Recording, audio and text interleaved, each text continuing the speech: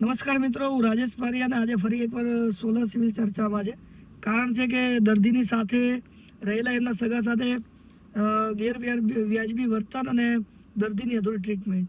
અને વાત એવી છે, 4 તારીખનો બનાવ છે, જ્યારે દર્દીના સગા સાથે ત્યાંના નર્સિંગ સ્ટાફ દ્વારા અમાનવીય વર્તન ખૂબ જ ઉગ્રતાથી વાત કરવામાં આવી અને એમને ચોખ્ખી ભાષામાં કહી દેવામાં આવ્યું કે તમે તમારા જે પેશન્ટ છે, જે સગા છે, એમને લઈને નીકળી જાઓ.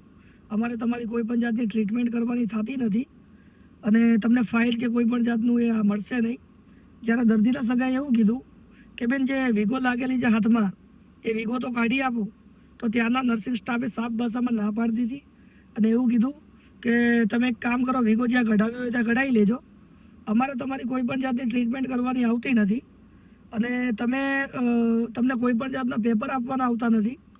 સમગ્ર ઘટના અમારી પાસે આવી એટલે અમે Vinodbhai Parmar, Gujarat state hospital and committee, આમ આદમી પાર્ટી પ્રેસિડેન્ટ છે, એમના દ્વારા આપણે એક લેખિતમાં અરજી આપવામાં આવી છે ત્યાંના સોલા સિવિલના જે છે દીપ્તિબેન, એમને, જે ત્યાંના સુપ્રિન્ટેન્ડન્ટ છે. હવે જોવાનું એ છે કે શું દીપ્તિબેન જે લોકોએ ગેરમાનવીય વર્તન કર્યું છે, જે લોકોએ અધૂરી ટ્રીટમેન્ટમાં આ રીતે પેશન્ટને તગેડી મૂક્યા છે, શું ખરેખર એવા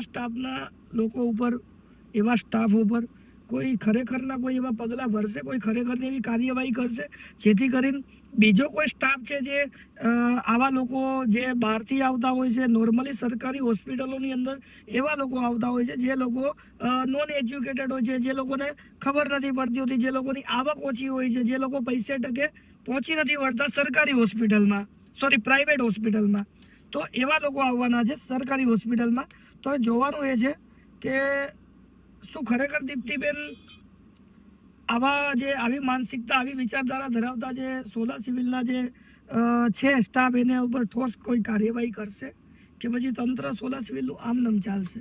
ઠીક છે, તો આ સાથે વિદાય લઈએ અને બને તો આ મારો જે વિડીયો છે શેર કરજો અને બનતા સુધી ગુજરાતના જે હેલ્થ મિનિસ્ટર છે ત્યાં સુધી પહોંચે એવી અપેક્ષા રાખું છું, એવી આશા રાખું છું. તો મિત્રો, જે કોઈ લોકો મારો જે વિડીયો જોઈ છે એ એટલી હદ સુધી શેર કરજો કે ગુજરાતના સીએમ ભૂપેન્દ્રભાઈ પટેલ અને ગુજરાતના હેલ્થ મિનિસ્ટર સુધી આ વિડીયો પહોંચે. થેન્ક યુ, આભાર.